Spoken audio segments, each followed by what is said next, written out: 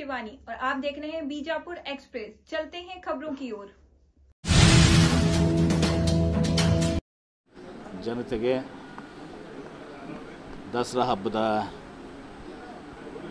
ವಿಜಯದಶಮಿಯ ಶುಭಾಶಯಗಳನ್ನು ಕೋರ್ತೇನೆ.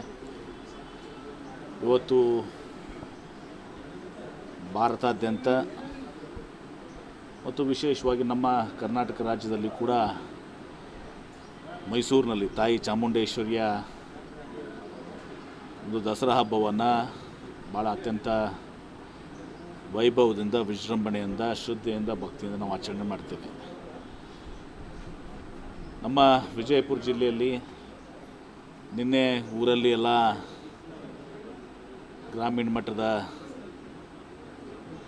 ಜನತೆ ಬನ್ನಿ ವಿನಿಮಯ ಕಾರ್ಯಕ್ರಮವನ್ನು ಹಮ್ಮಿಕೊಂಡಿರ್ತಾರೆ. ಇವತ್ತು ನಿನ್ನೆಲ್ಲ ನಗರದ ಜನ ಸಾಯಂಕಾಲ ಅವತ್ತೊಂದು ದಿವಸ ಬಂದು ಹೋದರು.